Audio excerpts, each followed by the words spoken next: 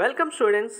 ఎంసెట్ ఎగ్జామినేషన్లో నార్మలైజేషన్ చేసిన తర్వాత వచ్చే మార్క్స్కే ర్యాంక్స్ అయితే అలాట్ చేయడం జరుగుతుంది.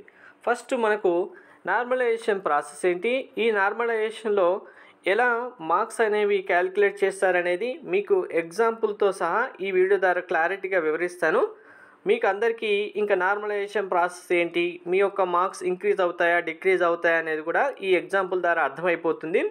వీడియో ఎండ్ వరకు స్కిప్ చేయకుండా చూడండి, అప్పుడే కరెక్ట్ ప్రాసెస్ ఏంటి అర్థమవుతుంది, మీకు ఎలా మార్క్స్ ఇస్తారనేది కూడా మీకే తెలుస్తుంది. కంపల్సరీ ప్రతి ఒక్కరికి తెలుసుకోవాల్సిందే. సో ఫస్ట్ నార్మలైజేషన్ సంబంధించిన ఫార్ములా చూపిస్తాను, తర్వాత మీకు ఎగ్జాంపుల్తో సహా డేటా కూడా వివరిస్తాను. వీడియో స్కిప్ చేయకుండా చూడండి, లైక్ చేసి తప్పకుండా షేర్ చేయండి. కంప్లీట్ అప్డేట్స్ గైడెన్స్ కోసం ఛానల్ సబ్స్క్రైబ్ చేసుకొని బెల్ బటన్ అయితే ప్రెస్ చేయండి. మనకు ఫస్ట్ రెస్పాన్స్ షీట్ ఇస్తారు కదా, రెస్పాన్స్ షీట్లో మీరు 160కి ఎన్ని కరెక్ట్ ఆన్సర్ రాశారనేది కౌంట్ మాత్రమే, ఇది ఫైనల్ మార్క్స్ కాదు. దాని తర్వాత టీఏ స్టూడెంట్స్కి ఇప్పుడు ఐపీ వెయిటేజ్ లేదు కాబట్టి నార్మలైజేషన్ చేసిన తర్వాత ఎన్ని మార్క్స్ వస్తాయో ఈ మార్క్స్కి ర్యాంక్స్ ఇస్తారు. అదే ఏపీ స్టూడెంట్స్కి అయితే ఏపీ ఎంసెట్లో సో ఈ మార్క్స్ కలుపుకొని 75% చేస్తారు. తర్వాత ఇంటర్ మార్క్స్ 25% యాడ్ చేసుకొని ఓవరాల్గా ఈ మార్క్స్ అన్నీ తీసుకొని ఎన్ని మార్క్స్ అయితే వస్తాయో 100కి దీన్ని బేస్ చేసుకొని ర్యాంక్ అలాట్ చేయడం జరుగుతుంది. ఏది ఏమైనప్పటికీ కంప్లీట్గా అందరికీ ఈ 160కి నార్మలైజేషన్ చేసిన ఎన్ని మార్క్స్ వస్తాయో ఆ మార్క్స్ మాత్రమే కన్సిడర్ చేయడం జరుగుతుంది. సో ఇది సెషన్ వైజ్గా ఎగ్జామ్స్ కండక్ట్ చేసే ప్రతి ఒక్క ఎగ్జామినేషన్లో స్టాండర్డ్ ఫార్ములా ఇది నార్మలైజేషన్కి. సో ఈ ఫార్ములాలోనే మన యొక్క మార్క్స్ క్యాల్కులేషన్ చేయడం జరుగుతుంది. ఈ ఫార్ములాకు సంబంధించిన ప్రతి ఒక్క టర్మ్ ఇక్కడ మీకు డెఫినేషన్స్ ఇవ్వడం జరిగింది. ఒకసారి కావాలంటే మీరు జస్ట్ స్క్రీన్ షాట్ తీసుకొని సరిపోతుంది. మీకు ఎగ్జాంపుల్ డేటా చూపిస్తే మీకు అర్థమైపోతుంది. ఫస్ట్ అందరూ ఒకటి గుర్తుపెట్టుకోండి, మీరు ప్రతి వీడియోలో చూసుంటారు. ఓవరాల్గా మీకు 160కి ఎన్ని మార్క్స్ వచ్చాయి, ఒక 100 మార్క్స్ వచ్చాయి. ఈ 100 మార్క్స్ని నార్మలైజేషన్ చేసిన తర్వాత మీకు హార్డ్ షిఫ్ట్ అయితే ఒక 110 వస్తాయో, లేకుంటే ఈజీ షిఫ్ట్ అయితే 90 వస్తాయో, తగ్గుతాయి పెరుగుతాయి అంటూ ఇలా ఎగ్జాంపుల్ చెప్పుంటారు. కానీ ఇది రాంగ్. మనకు 160కి ఎన్ని మార్క్స్ వచ్చాయనేది నార్మలైజేషన్ చేయరు. ఇండివిజువల్గా మ్యాథ్స్, ఫిజిక్స్, కెమిస్ట్రీ మీ షిఫ్ట్లో మీ ఓవరాల్ షిఫ్ట్ ఈజీ అయినప్పటికీ మీ షిఫ్ట్లో ఫిజిక్స్ కనుక హార్డ్ వచ్చింది అన్నిటికంటే అంటే ఆ ఫిజిక్స్లో మీకు తక్కువ మార్క్స్ వస్తే ఆటోమేటిక్గా మీకు ఫిజిక్స్ మార్క్స్ ఇంకా డబుల్ ఇంక్రీజ్ అవుతాయి. షిఫ్ట్ వైజ్గా ఇండివిజువల్ సబ్జెక్ట్ వైజ్గా నార్మలైజేషన్ చేస్తారు, ఓవరాల్గా కంప్లీట్ 160కి చేయరు. ఇక్కడ చూడండి, మనకు ఆల్రెడీ డాటా ఉంది. ఇక్కడ సెషన్ 1 ఎగ్జామ్ ఉంది. సో మ్యాథ్స్లో చేస్తారు, ఫిజిక్స్లో చేస్తారు, కెమిస్ట్రీలో చేస్తారు. అలాగే బైపీసీ స్టూడెంట్స్కి బయాలజీలో, ఫిజిక్స్, కెమిస్ట్రీలో కూడా ఇలానే ఇండివిజువల్ సబ్జెక్ట్ వైజ్గా నార్మలైజేషన్ ప్రాసెస్ అనేది క్యాల్కులేషన్కి యూజ్ చేయడం జరుగుతుంది. సో ఇప్పుడు యావరేజ్ తీసుకోవడం జరిగింది, స్టాండర్డ్ డీవియేషన్ తీసుకున్నారు. ఆ సెషన్లో టాపర్స్ యొక్క 0.1% యావరేజ్ కూడా తీసుకోవడం జరిగింది. ప్రతి సెషన్కి మనకు మినిమం 20,000 స్టూడెంట్స్ ఎగ్జామ్కి అపియర్ అవ్వడం జరుగుతుంది. ఈ 20,000 స్టూడెంట్స్ సంబంధించి మ్యాథ్స్లో యావరేజ్ ఎంత ఉంది, మ్యాథ్స్లో స్టాండర్డ్ డీవియేషన్ ఎంత ఉంది, ఈ 20,000లో టాప్ 0.1% స్టూడెంట్స్ ఎవరైతే టాప్లో ఉంటారో వాళ్ళ యొక్క యావరేజ్ ఎంత ఉంటుంది మ్యాథ్స్లో, ఫిజిక్స్లో, కెమిస్ట్రీలో అనేది ఇండివిజువల్గా ఇక్కడ ఫార్ములాకి తీసుకోవడం జరుగుతుంది. అలాగే సెషన్ 2, సెషన్ 3, సెషన్ 4 ఇలా ప్రతి ఒక్కటి తీసుకున్న తర్వాత ఫార్ములా ప్రకారం మనకు గ్లోబల్ 0.1% యావరేజ్ కావాలి కదా. సో అన్ని షిఫ్ట్లు కలుపుకొని గ్లోబల్ యావరేజ్ తీసుకుంటారు, గ్లోబల్ స్టాండర్డ్ డీవియేషన్ తీసుకొని గ్లోబల్గా 0.1% టాపర్స్ యొక్క యావరేజ్ కూడా తీసుకోవడం జరుగుతుంది. సో ఇలా maths, physics, chemistry or botany, zoology, physics, chemistry తీసుకున్న తర్వాత అప్పుడు ఏం చేస్తారంటే సెషన్ వైజ్గా మనకు క్యాలిక్యులేషన్ తీసుకున్నారు.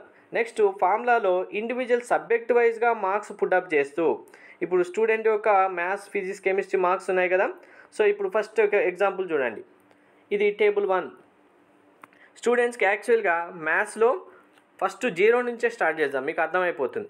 0 వచ్చాయి, ఇది ఈజీ షిఫ్ట్ కాబట్టి స్టూడెంట్స్కి 0 వచ్చినా నార్మలైజేషన్ చేసినప్పుడు ఆటోమేటిక్గా మార్క్స్ తగ్గుతాయి కాబట్టి మైనస్లోకి వెళ్ళిపోయారు. కానీ మనకు మైనస్ మార్క్స్ వచ్చినప్పటికీ ఓవరాల్ మార్క్స్ అనేవి 0గా ఇవ్వడం జరుగుతుంది. సో ఒకవేళ ఈ స్టూడెంట్కి 1 మార్కే వచ్చింది అనుకోండి, ఎగ్జాంపుల్గా ఫైనల్ మార్క్ ఇక్కడ 1 మార్క్ అయి ఉంటే ఎన్ని మార్క్స్ రిమూవ్ చేయాలి స్టూడెంట్స్కి, -7.498 అంటే ఆటోమేటిక్గా స్టూడెంట్ మార్క్స్ 0కి వెళ్ళిపోతాయి. ఇక్కడ ఒకవేళ స్టూడెంట్స్కి ఓవరాల్గా 10 మార్క్స్ వచ్చి ఉంటే మైనస్ చేయాల్సిన మార్క్స్ ఎన్ని ఓవరాల్గా ఇప్పుడు సబ్జెక్ట్ వైజ్గా ఇక్కడ ఒక 4, ఇక్కడ 3, ఇక్కడ మళ్ళీ ఇక్కడ 3 ఓవరాల్గా 10 అనుకోండి.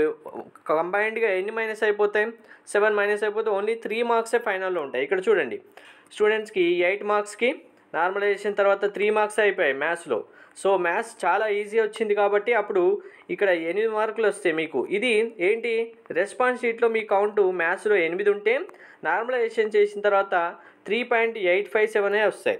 అలాగే ఫిజిక్స్లో 3 ఉన్నాయి కానీ నార్మలైజేషన్ చేసిన తర్వాత 1.68, 5 ఉన్నాయి 3.8, ఓవరాల్గా 16 మీకు కౌంట్ వస్తే నార్మలైజేషన్ తర్వాత 9 మార్క్స్ మాత్రమే ఫైనల్ మార్క్స్ అవుతాయి. ఇది ఈజీ షిఫ్ట్ అనుకోండి. ఇప్పుడు ఇంకా హార్డ్ షిఫ్ట్ కనుక వెళ్తే ఇక్కడ చూడండి, హార్డ్ షిఫ్ట్లో ఇప్పుడు ఇది హార్డ్ షిఫ్ట్. స్టూడెంట్ ఇక్కడ ఎగ్జామ్ అయిపోయిన తర్వాత ఇది ఒక షిఫ్ట్కి సంబంధించి చూసుకుంటే 0 మార్క్స్ మ్యాథ్స్లో, కానీ హార్డ్ షిఫ్ట్ కాబట్టి మార్క్స్ ఎన్ని అవుతాయి? 2.63, ఫిజిక్స్ 0నే 0.62, కెమిస్ట్రీ 0నే 0.97, ఓవరాల్గా 4.21 మార్క్స్ వచ్చేసాయి. ఇలా సబ్జెక్ట్ వైజ్గా ఇప్పుడు హార్డ్ ఉంది కాబట్టి మార్క్స్ 0, మొత్తానికి ఏమి రాయకుండా అన్ని జీరోస్ వచ్చినా కూడా 4.0 అయితే మనకు రాదు, కానీ జస్ట్ ఎగ్జాంపుల్ కోసం ఇక్కడ డాటా ఇవ్వడం జరిగింది. సో ఇప్పుడు ఇది చూడండి అర్థమైపోతుంది. మ్యాథ్స్లో 10 వచ్చాయి, హార్డ్ షిఫ్ట్ కాబట్టి 12.81 ఇంక్రీజ్ అయిపోతాయి. ఇది రెస్పాన్స్ షీట్లో మీకు వచ్చిన కౌంటు, ఇది నార్మలైజేషన్ చేసిన తర్వాత మీకు వచ్చే యాక్చువల్ మార్క్స్ ఇవి. ఫిజిక్స్లో 5కి 5.83, కెమిస్ట్రీలో 1కి 1.92. సో 16 మీ కౌంట్ అయితే రెస్పాన్స్ షీట్లో, నార్మలైజేషన్ చేసిన తర్వాత 20.6. ఇలా ప్రతి ఒక్క స్టూడెంట్ సంబంధించిన ఇండివిజువల్ మార్క్స్ అనేవి సబ్జెక్ట్ వైజ్గా క్యాలిక్యులేషన్ చేసిన తర్వాత ఇంక్రీజా డిక్రీజా అనేది ఇక్కడ మనకు చేయడం జరుగుతుంది. సో ఆటోమేటిక్గా ఇక్కడ చూడండి, ఇప్పుడు మ్యాథ్స్లో 57 ఉంటే 60 అయిపోయాయి, 8కి 9 అయిపోయాయి, 35కి 34. ఇక్కడ చూడండి ఇది హార్డ్ షిఫ్ట్ అయినప్పటికీ ఇప్పుడు మీకు చెప్పాను కదా సబ్జెక్ట్ వైజ్గా చెప్తారనేది, చూడండి మీకు అర్థమవుతుంది. ఇది కూడా ఇప్పుడు ఇది హార్డ్ షిఫ్ట్, మ్యాథ్స్లో ఇంక్రీజ్ అయ్యాయి, ఫిజిక్స్లో ఇంక్రీజ్ అయ్యాయి, కానీ సబ్జెక్టు చూసుకుంటే ఆ హార్డ్ షిఫ్ట్ అయినప్పటికీ కెమిస్ట్రీ సబ్జెక్టు ఈజీగా రావడం వల్ల కెమిస్ట్రీలో మార్క్స్ డిక్రీజ్ అయిపోయాయి. చూడండి 35 ఉండాల్సినవి 34.55 అయ్యాయి. అప్పుడు ఓవరాల్గా మార్క్స్ 104 వచ్చేసాయి. సో మీకు హార్డ్ షిఫ్ట్ వచ్చినప్పటికీ మీరు ఆ హార్డ్ షిఫ్ట్లో ఏ సబ్జెక్ట్ అయితే ఇంకా హార్డ్గా ఉంటుందో దాంట్లో ఎక్కువ మార్క్స్ వచ్చాయనుకోండి, మీ మార్క్స్ ఇంకా ఆటోమేటిక్గా ఇంక్రీజ్ అవుతాయి. సో ఇక్కడ స్టూడెంట్ ఇప్పుడు 57 మార్క్స్ వచ్చాయి. సపోజ్ ఇక్కడ ఫిజిక్స్లో మీకు హార్డ్ వచ్చింది అందరికంటే, ఇక్కడ మీరు 8 బస్లు ఒక 15 మార్క్స్ స్కోర్ చేస్తున్నారనుకోండి, ఆటోమేటిక్గా 15 అంటే ఇక్కడ ఇది 17 లేదా 18కి వెళ్ళిపోతుంది మీ మార్క్స్. అదే హార్డ్ షిఫ్ట్లో మీకు కెమిస్ట్రీ ఈజీగా వచ్చింది, ఇప్పుడు ఇక్కడ చూసుకున్నట్టుగా కెమిస్ట్రీ మీకు 35 వచ్చినా ఏమవుతుంది, ఆటోమేటిక్గా మీకు మార్క్స్ తగ్గిపోతాయి. అందుకే ఇండివిజువల్ సబ్జెక్ట్ వైజ్గా కూడా మనకు డిఫికల్టీ లెవెల్ అనేది చాలా చాలా ఇంపార్టెంట్. సో ఇప్పుడు మరి ఇలా మార్క్స్ తగ్గుతున్నాయి పెరుగుతున్నాయి, కానీ ఓవరాల్గా అసలు నార్మలైజేషన్ చేస్తే ఎన్ని మార్క్స్ ఇంక్రీజ్ అవ్వచ్చు, ఎన్ని మార్క్స్ డిక్రీజ్ అవ్వచ్చు అనేది అందరి డౌట్. 70% ఆఫ్ ద స్టూడెంట్స్కి మార్క్స్ అనేవి 0.1 నుంచి 5 మార్క్స్ వరకు ప్లస్ ఆర్ మైనస్ అవ్వచ్చు. 70% ఆఫ్ స్టూడెంట్స్కి, ఎగ్జామ్ రాసిన 70% ఆఫ్ స్టూడెంట్స్కి 0.1 నుంచి 5 marks difference plus or minus రావడానికి ఛాన్స్ ఉంటుంది.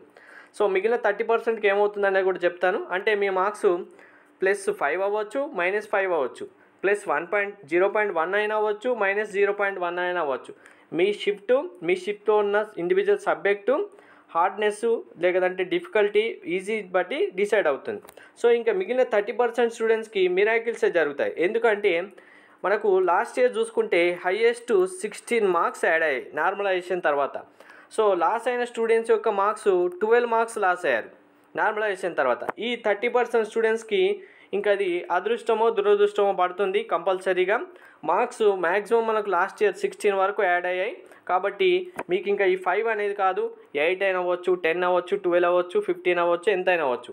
పెరగాల్సిన మార్క్స్ ఇంకా మీకు కూడా 15 to 16 వరకు యాడ్ అవ్వచ్చు, లేదంటే మీ మార్క్స్ 12 వరకు కూడా డిక్రీజ్ అవ్వచ్చు. ఎందుకంటే లాస్ట్ ఇయర్ స్టూడెంట్ డైరెక్ట్గా 50 మార్క్స్లో ఉన్న స్టూడెంట్ ఆటోమేటిక్గా నార్మలైజేషన్ తర్వాత 38కి పడిపోయారు కాబట్టి క్వాలిఫై అవ్వలేదు. మీకు ఏదైనా జరగచ్చు. మీ యొక్క subject difficulty, overall shift difficulty ఇవన్నీ డిసైడ్ చేస్తుంది. కాబట్టి కంపల్సరీగా ఓవరాల్గా రాసిన ఎగ్జామినేషన్లో ఏ షిఫ్ట్ డిఫికల్ట్, ఏ సబ్జెక్టు డిఫికల్ట్, అందులో మీరు ఎన్ని మార్క్స్ స్కోర్ చేస్తున్నారు అనేది చాలా ఇంపార్టెంట్. అర్థమైంది కదా? ఓవరాల్గా చూసుకుంటే ఈ 70%లో కనుక మీరుంటే మీ మార్క్స్ ±5 అవ్వచ్చు అండ్ యావరేజ్గా 0.1 నుంచి. లేదు ఇంకా 30%లో ఉంటే మరీ అదృష్టం ఉన్న స్టూడెంట్స్ అయినా అయి ఉండాలి, మరీ బ్యాడ్ లక్ ఉన్న స్టూడెంట్స్ అయి ఉండవాలి. మీకు +16 అవ్వచ్చు, -12 కూడా అవ్వచ్చు. ఇది complete normalization process. Thank you.